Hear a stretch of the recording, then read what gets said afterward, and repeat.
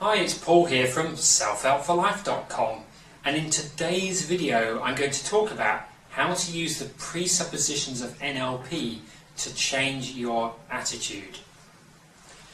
Now, NLP stands for Neuro-Linguistic Programming, and probably the best way to explain that is to talk about each of those words. So neuro is basically your nervous system. So that's your brain and your mind and how that interacts with your body.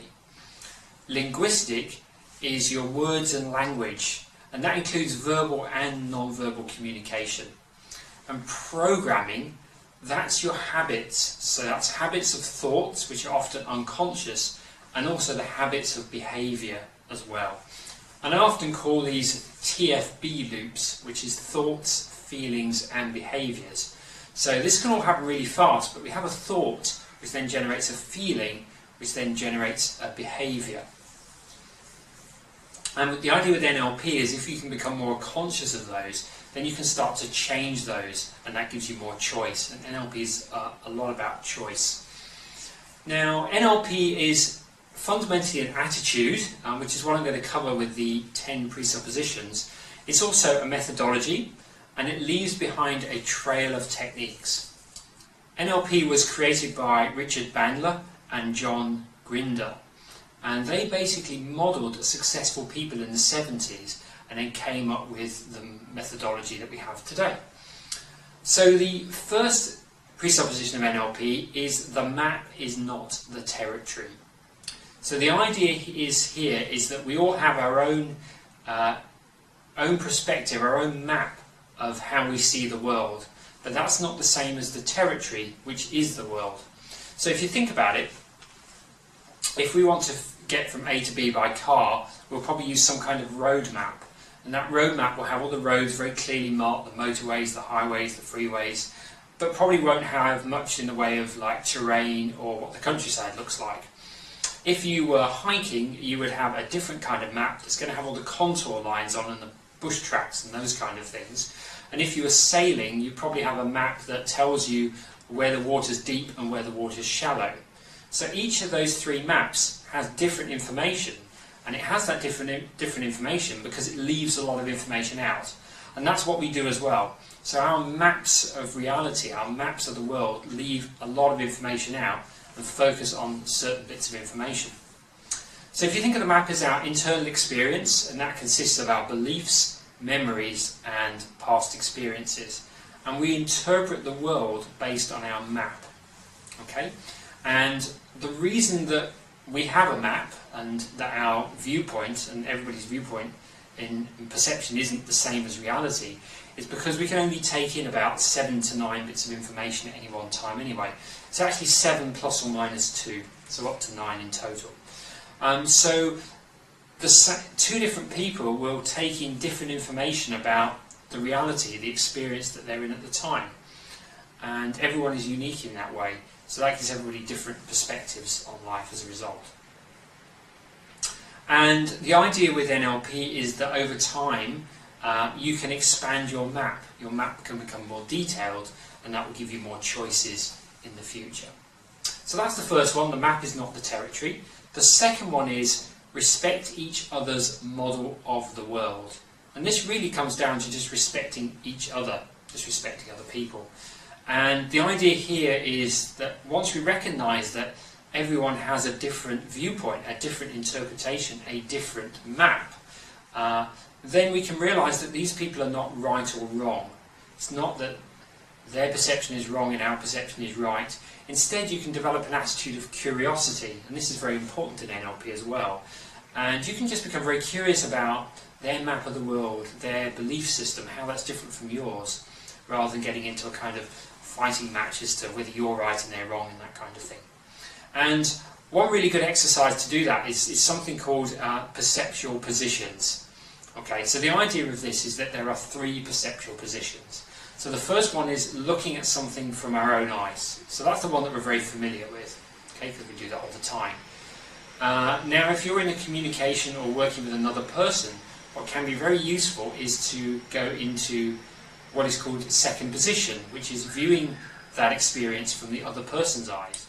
So this is imagining being the other person and them hearing what you're saying, seeing what you're looking like, and those kind of things. So basically just seeing it from their eyes, and you'll find that you'll get a different perspective because you're in a way getting a sense of what their map of the world is like. So that's the viewpoint of other. And then the third one is observer. So this is where you're viewing this whole thing from like a fly on the wall or somewhere else in the room. So if it was a conversation, a communication with someone else, this would be like you watching both parties, so watching both people. So watching yourself, what you're saying and that kind of thing, and also watching the other person. And again, you'll get a different perspective from that as well. So this can be a really good exercise to do to help you expand your map of the world. So the third one is the meaning of your communication is the response that you get. So the idea here is if you communicate to another person and they resist, or they don't understand, or they don't get the meaning, then that means that you need to work to change that in some way. So it could be you need to develop greater rapport, you need to change what you're saying. It could be both changing your non-verbal body language as well as your verbal communication, just saying things in different ways so that they're more likely to get it. And there is a saying in NLP as well, and that is that you cannot not communicate. So whatever even if you're silent, you're still communicating via your body language. Number 4, there is no such thing as failure, only feedback. So the best example of this is Thomas Edison and his light bulb. There was a critic that came up to him and said, you failed 200 times to create this light bulb. And Thomas Edison goes back and says, no, I haven't failed, I've just found 200 ways not to create the light bulb. So the whole idea is that whatever happens, whatever experience we have, is purely feedback. And it just tells us that we're slightly off course and we need to make a correcting move. So every result is feedback, and it really, if you have that attitude shift, then it just means that you use results to measure your progress and you don't get hung up on things that are failure. Okay. The next one is modelling successful people leads to excellence.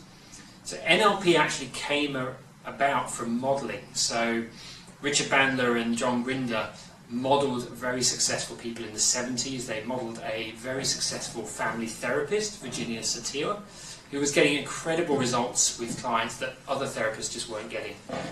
They also modelled Milton Erickson, who was a very successful hypnotherapist, who was getting outstanding results as well, and also achieved some pretty amazing things in his own life. Worth wikiing him if you get a moment. It's very fascinating, his whole life story. I'll put a link actually to his wiki page in the description below and on the blog post as well. And so they modelled these people, and they found that those people had certain thoughts, beliefs, values, behaviours that made them successful. And often those people themselves were not really aware of what they were unconscious to them, but those specific behaviours were there. And NLP has some great strategies to help you elicit the behaviours of successful people. And one way you could try this actually is next time you see someone that you admire or someone that's successful on TV, notice their body language and see if you can just tweak your body language to be the same as theirs. And you'll find if you do that, often the way that you think and perceive and the way you feel will actually change a little. So give that a try next time you see that. Okay, the next one is number 6, which is people make the best choice they can at the time. Okay, so people will always make the best choice, make the best decision based on their map of reality. And what they do might seem completely bizarre to you, but for them it's the best way forward. And I often think of parents as a good example. There may be things that the parents did to you as a kid that you didn't like.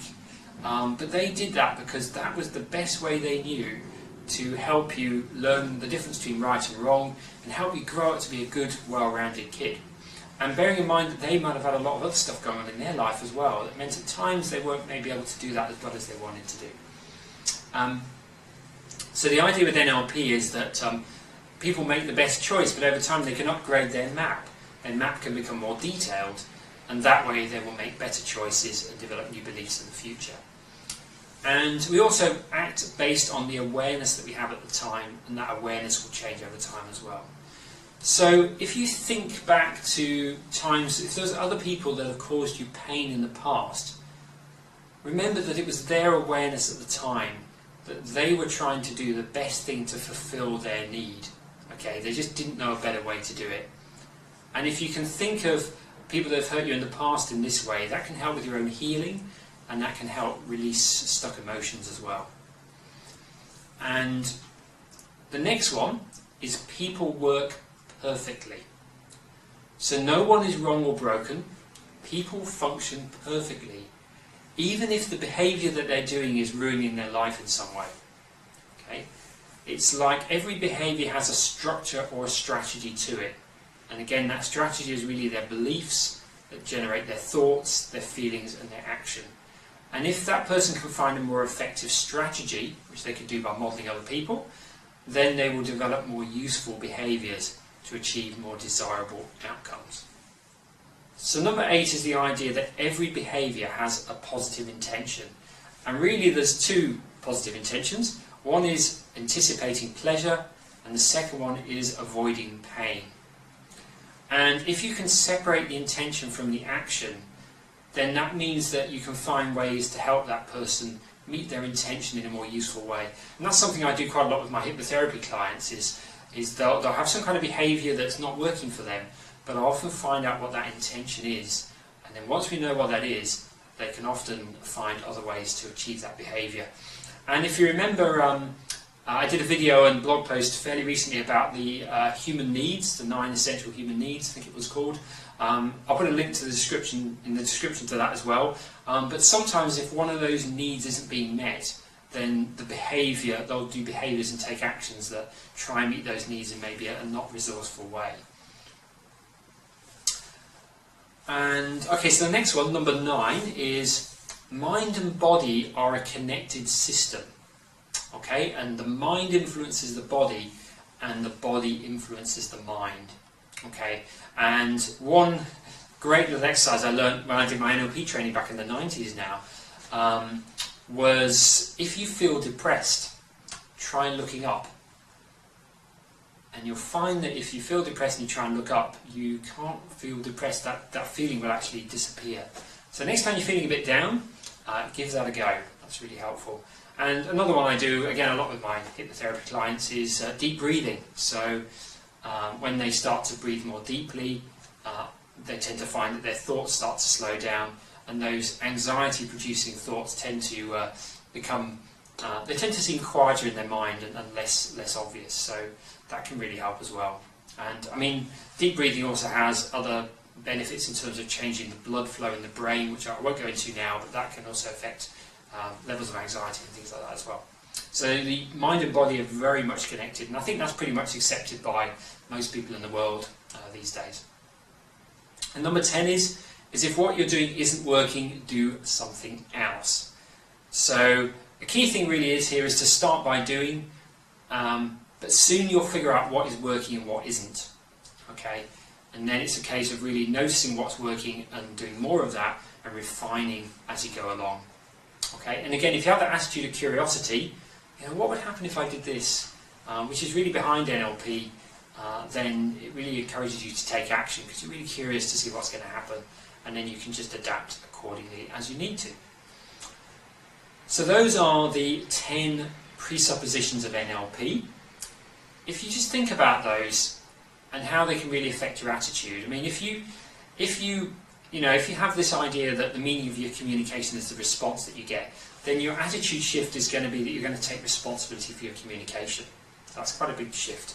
If you go with the idea that the map is not the territory, then next time you're talking to someone and they've got a very, very different belief or view of the world, then you can be curious about that and become interested in what is that's different. Maybe start modelling that person. And if you go along with the idea that people, every behaviour has a positive intention, then you can be more patient with people who may be angry or rub you up the wrong way in some way. The whole idea of there's no failure, just feedback. Again, that can make a huge difference to your life if you can just take that one on and try and emphasise. So.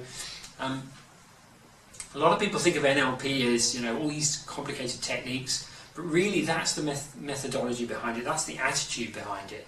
And if you can really master those, then it can really help you to live, you know, a more peaceful life, a more successful life, and have a more positive attitude as well.